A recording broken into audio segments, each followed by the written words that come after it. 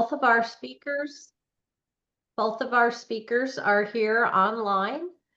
I'd like to thank everybody for their patience with our little tech thing.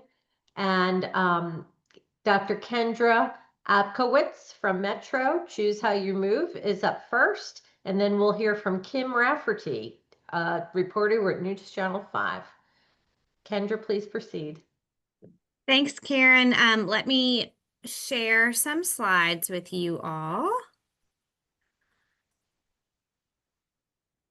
Oh, actually, wait just a second. Hold on. I do want to make sure I'm sharing sound as well.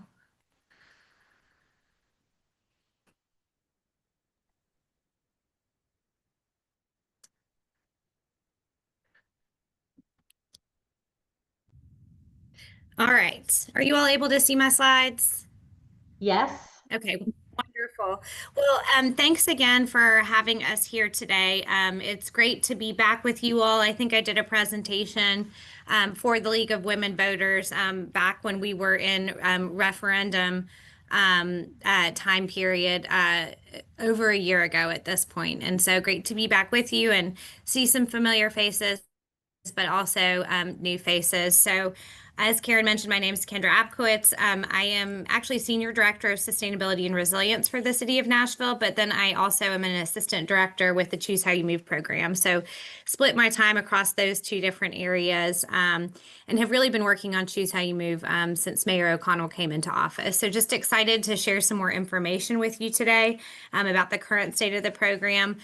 Before we jump into that, I'll kind of just quickly give a high-level overview of what's included in the program and the process we went through during the referendum. I know this is probably a review for most of you, but in case anyone is not as familiar with the referendum and what's included in the program, I did want to quickly touch on that. So as we all know, since we've lived in the city, probably many of us for many, many years and decades, Nashville's seen explosive growth. Our population has really increased exponentially, and we're quickly getting the level of some large cities really throughout the U.S. And so what you see here is what Middle Tennessee growth has looked like really since the 1990s. And as you can see, it's going to climb, or it's projected to climb through the 2040s. And so one of the reasons why we really need access to a dedicated revenue source for transportation infrastructure is that we're really growing at a pace that warrants that kind of investment to be able to move across our region and city. So with this growth is a real need to invest in our transportation infrastructure and many other city programs, right? So the mechanism we were using to really finance this program is actually state legislation. It's called the Improve Act, and it was passed in 2017. But what it really allows municipalities to do is pursue local surcharges for transit funding in particular. And so what this would unlock is, again, an opportunity to pursue a dedicated revenue source to fund transportation infrastructure. And so this was the state enabling legislation that the city of Nashville used to really advocate for the Choose How You Move program. And so the actual mechanism that was included in that program was a half-cent local sales tax surcharge, again, focused on Nashville transit and transportation infrastructure. And so half cent doesn't really mean a lot when you think about it. I mean, we all kind of know what a half cent is, but something we really worked on during the referendum period was trying to make it meaningful and understandable to the public. And so one way to think about that is every time you spend $50, you'd be paying roughly 25 cents that would go towards supporting transportation infrastructure. A couple of interesting things about this sales tax surcharge is that it brought us into alignment with our surrounding counties. So prior to last November, if you were going to Williamson County, or for example, going to purchase something in Sumner County, you would essentially be paying this same updated sales tax amount And so we were really bringing ourselves up to speed in terms of financing our infrastructure in the same way our surrounding counties were. I think another selling point for our public was also that a lot of sales tax that is generated by Davidson County is actually paid for by people outside of Davidson County. When we say outside Davidson County, that's either people who live in surrounding counties who come into Davidson County to do things, but it is also all of the tourists who are coming to our county to enjoy our city. And so it becomes a very strategic and I think intentional way to spread the costs of investing and upgrading our infrastructure beyond just residents. And so when you think about it, really that amounts to about $6 per month for most households, which is, I think, a very meaningful investment when you look at the fact that it can be thousands of dollars to maintain a vehicle each month. When you include things like gas, oil changes, parking, and actually the cost of the vehicle as well. So again, becomes, I think, a really great return on your investment that provides optionality. So as you all know, that was resoundingly approved by voters. So, 2 out of every 3 voters said yes. We think investing in transportation and transit infrastructure is important. And so now I'll quickly touch on again what was included in that program. And again, just earlier this week, we celebrated the 1-year anniversary of passing Choose How You Move. So it was oriented around kind of 4 primary areas: sidewalks, signals, safety, and service. The Choose How You Move program includes the addition or upgrade of 86 miles of sidewalks. This would allow us to complete the entire priority sidewalk network when combined with capital spending plans. And so, as I'm sure you all have noticed, when we're driving on some of our busiest streets, many of those actually don't have access today to sidewalk infrastructure. And so here's an example, again, of one of our busy corridors, one of our all-access corridors that today lacks sidewalk infrastructure. So creating safe opportunities for people to get where they need to go on foot, or even to get to those transit stops so that they can be connected through the transit system. The program also includes upgrades to traffic signals at 600 intersections. And so that really amounts to roughly 2/3 of our traffic signal infrastructure. We've got about 900 signals countywide. Think about those traffic signals as learning and sensing and understanding the flow of vehicular traffic, sending information to sort of a centralized brain of a nervous system. That's our traffic management center, and then really helping traffic flow and spend less time in stop and go based on observing those traffic patterns. And so really what that means is more time in green lights, less time in stop and go traffic and red lights as those patterns are developed. From the service perspective, significant expansion to service, and we've already seen 2, we're getting ready to do our second round of time-funded service expansions come January. But something we're really excited about is the eventual addition of 24/7, 365 service on, again, some of our most frequently utilized and busiest routes, but a roughly doubling of frequent service as well. So we've included 54 miles of all-access corridors. Those are our busiest roads. Many of them are state pikes. They carry the highest volume of vehicles today, but they're also our busiest transit routes as well. And so complete upgrades for those corridors to include the signals we just talked about, the sidewalks we just talked about, but then also looking at more strategic opportunities to make our transit access on those corridors move quickly.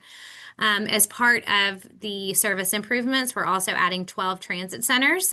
Some of those transit centers are going to be quite large and significant and offer opportunities for multiple routes to connect and provide transfers. Others are going to be smaller and more of a neighborhood scale, sort of like the one you see pictured here. And so those transit centers are really important because today, most of relies on a hub and spoke model. Routes really start at WeGo Central, Duff Center at WeGo Central in downtown. Service goes out and then back in. And so today, if you're trying to get from point A to point B and you have to transfer, you're likely coming all the way into downtown to do that, with exception of our North Nashville Transit Center. And so as we build out that network of transit centers, we create greater efficiency and open up the opportunity for crosstown routes. The service improvements also include 17 rides, and this is really important for people who might not live directly on a line or within walking distance of transit service. So being able to actually drive to a park and ride and then get on the bus is a really significant improvement that also, I think, creates opportunities to connect with regional service in surrounding counties. And then, as I mentioned, safety is a significant element infused throughout the entire program. Some of the specific program elements that really affect safety improvements are upgrades to bus stops, 285 of them. We'll be redesigning 35 of our most dangerous intersections with this program, and then adding 35 miles of bikeway. And so this is really important, again, to create safe opportunities for movement along our neighborhoods, regardless of which mode you're trying to do. So trying to create safe opportunities for pedestrians, for cyclists, for vehicles, as well as transit riders. And so now we'll shift a little bit and talk about implementation and what's really happened since last November, November 5th, 2024. I think one thing that that we immediately realized, and that I don't know that the public is always aware of, is this is a really significant program. The scale and complexity of the program is unlike anything that Nashville's ever done before. So this is a program that involves coordination and activities across many different metro departments. Depending on the project, it could be as many as 10 or even maybe 12 different metro departments. And so the structure that we've set up for really activating and delivering this program is a centralized program management structure. We do have a Choose How You Move office in the mayor's office that is serving as that centralized infrastructure. And it really coordinates and collaborates, aligns, and orchestrates that overall program management. And this is really important, I think, to provide transparency and accountability to the public, but also to provide sort of a one government unified approach and comprehensive approach to how we're delivering the program. Much of the project implementation is actually going to be delivered specifically by our departments. And so today, as many of you know, some of our departments, like the Nashville Department of Transportation and Multimodal Infrastructure, they today deliver sidewalks, and will continue delivering sidewalks under the Choose How You Move program. Service improvements will continue to be implemented by WeGo. And so this is not to say that having a centralized program management structure takes any roles or responsibilities away from our departments, but it provides, again, a great mechanism for that to be organized, recognizing that we have multiple parties participating in project delivery. We've been focusing a lot on building capacity to support implementation because, again, this is our largest capital program ever. And today, or I would say a year ago on November 5th, we really weren't developed in a mechanism that allowed us to deliver on this program. And so I've got a graphic here that I think just demonstrates how significant and large this program is. So today, NDOT receives about $75 million per year for capital projects.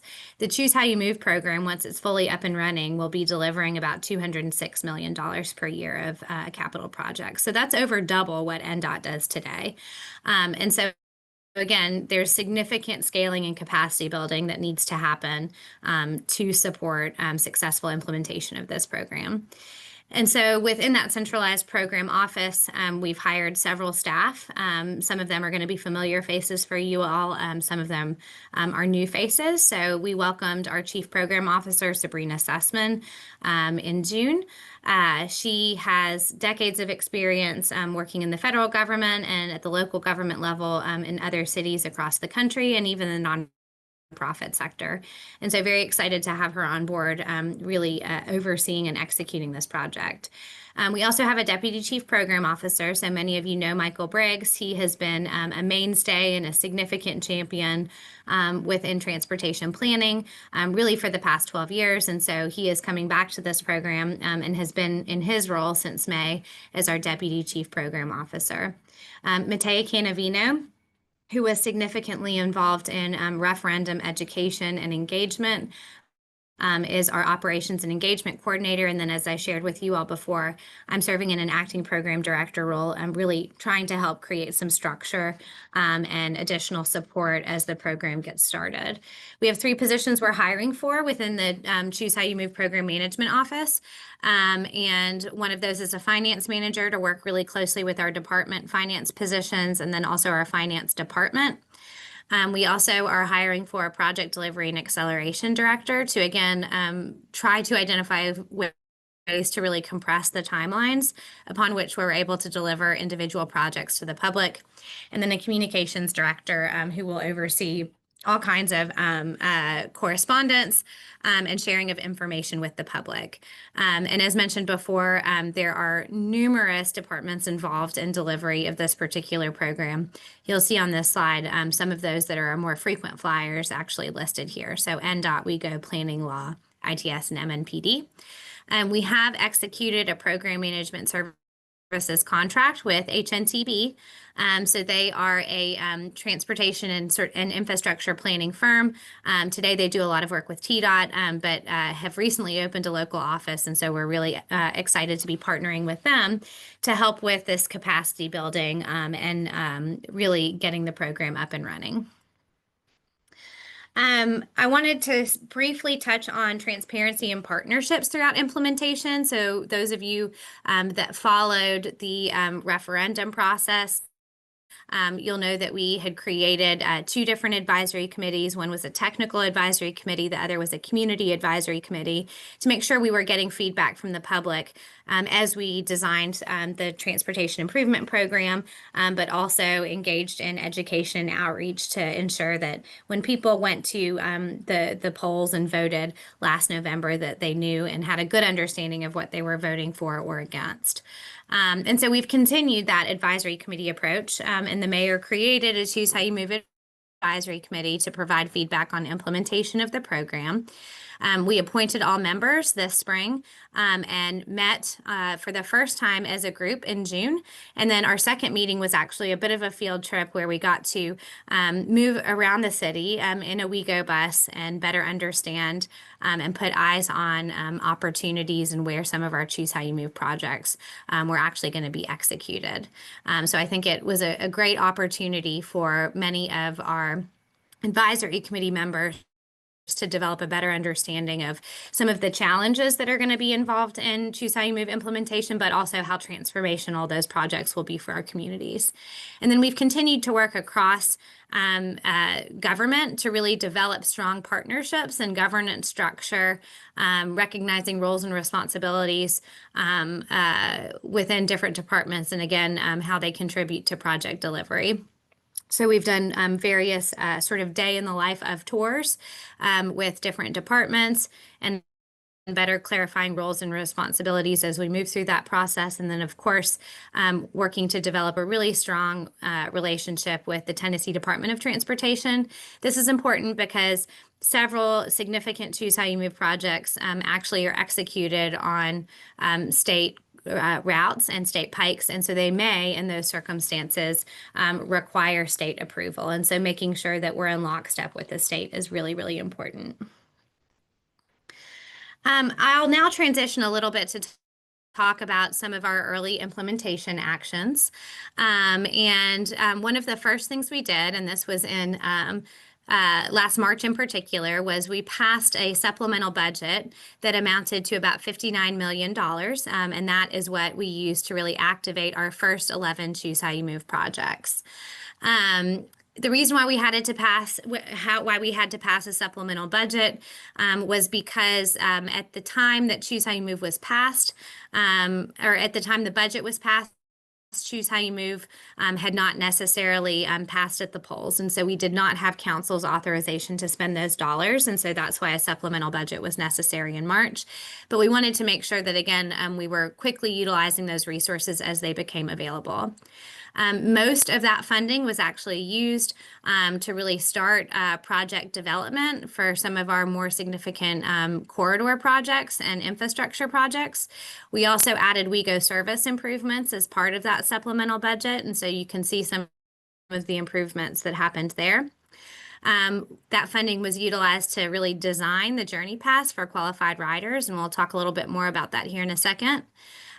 We also worked again to onboard HNTB. We've created some significant upgrades in partnership with Contract Security Service at WeGo Public Transit to make sure that our transit system is safe and a comfortable place for all riders. And then we'll talk a little bit about our next $104 million capital drawdown.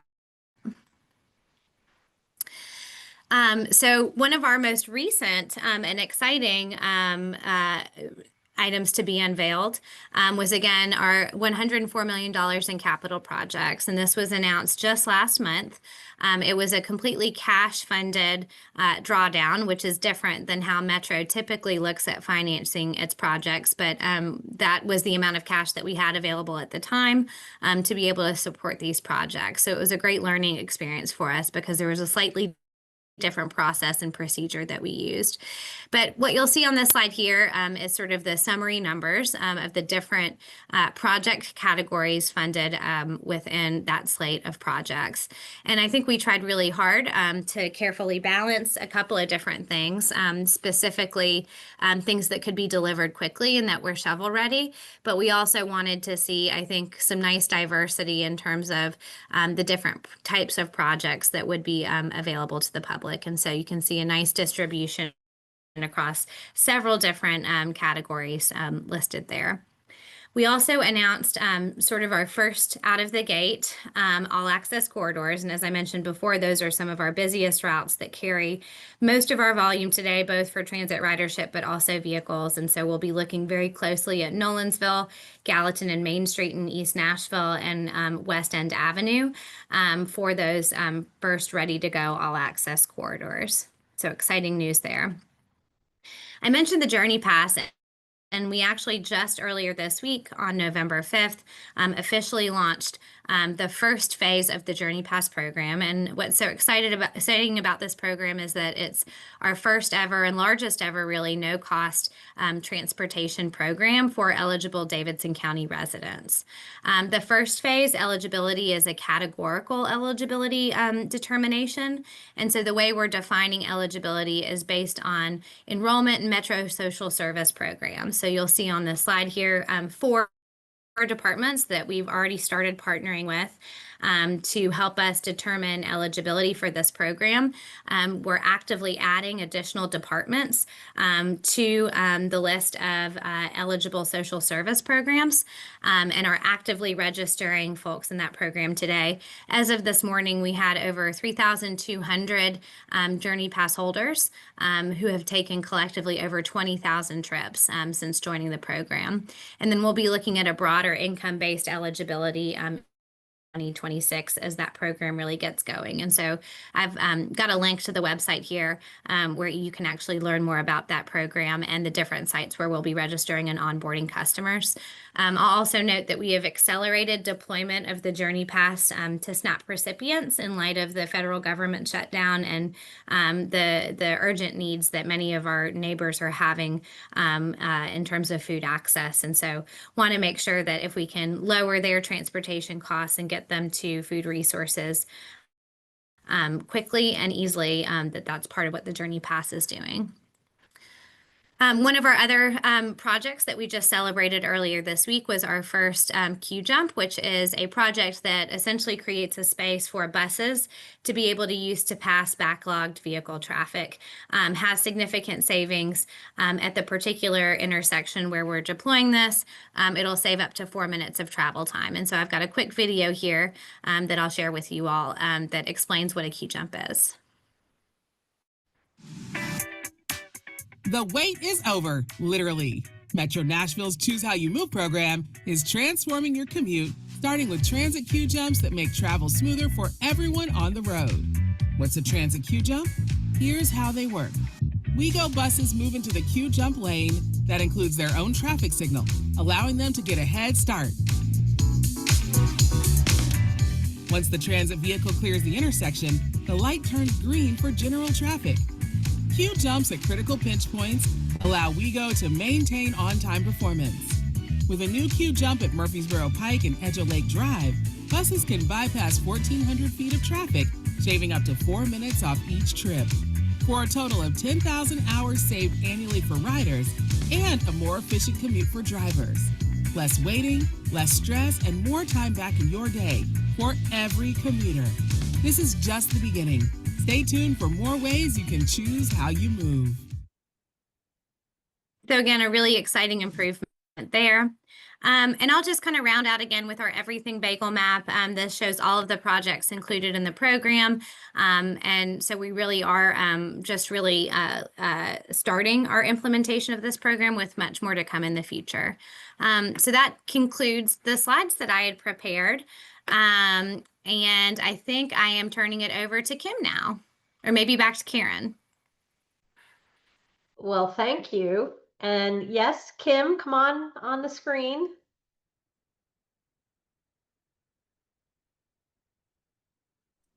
Hi all. Can you hear me Kim okay? is moving in traffic.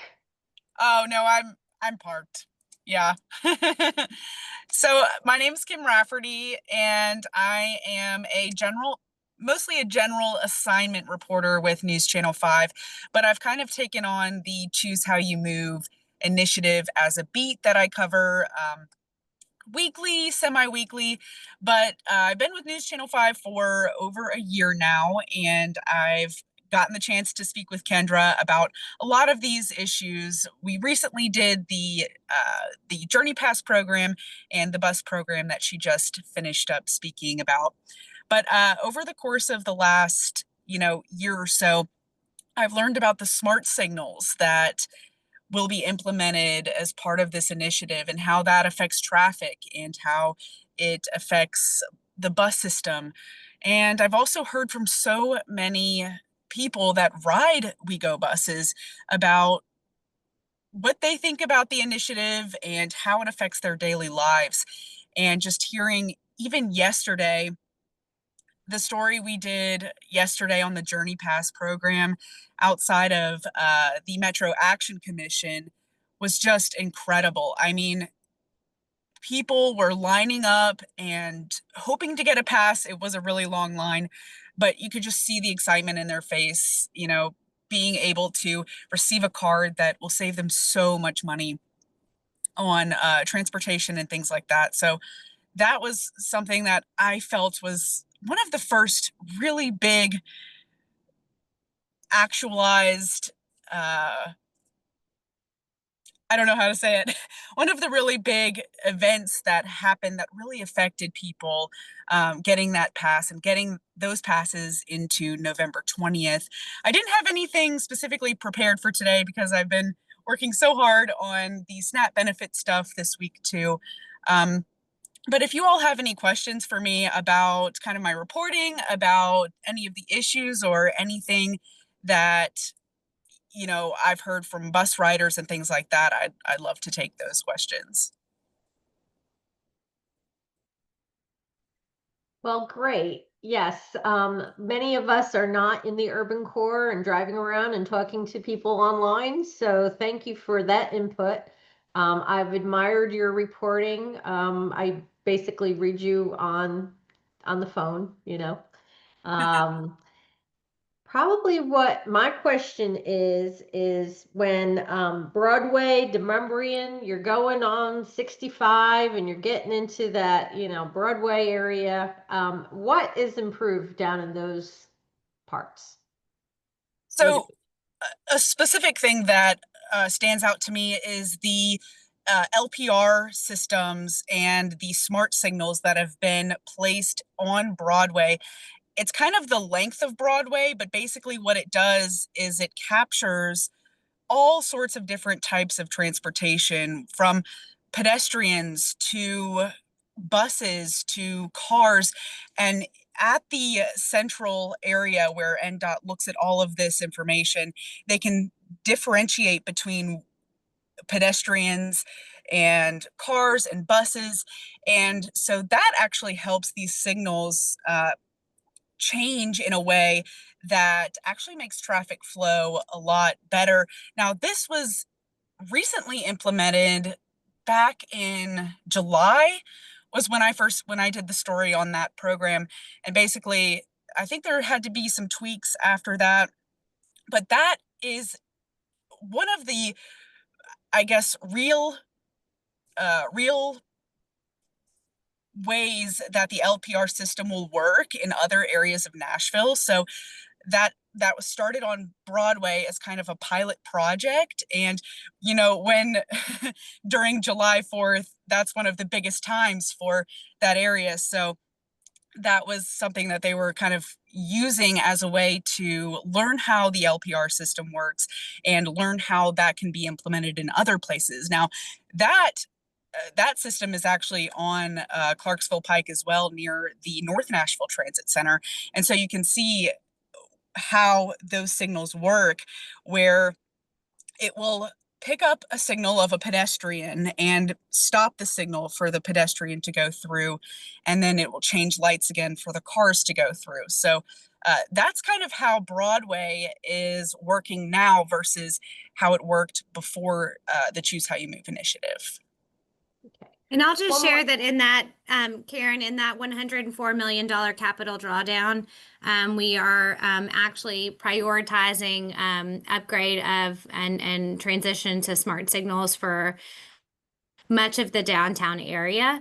So that is a specific improvement that will also be implemented by Choose How You Move as part of this drawdown. Do we have data on any reduction in the number of people run over? I can pull that for you. I don't have it to share off the top of my head, but that is data that we regularly collect with our Nashville Department of Transportation and Multimodal Infrastructure. So I can request that data and share that with you in terms of how we're performing year to date this time last year.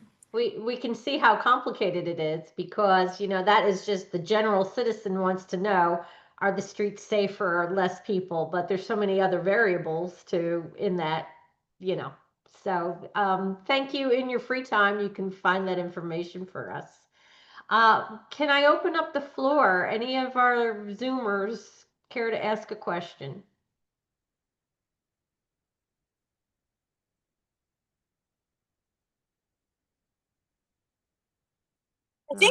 I think one of the biggest things that to go off of what Kendra said, I think one of the biggest things that I've learned about pedestrian safety when it comes to Choose How You Move is this is a project that will be implemented over the course of 15 years.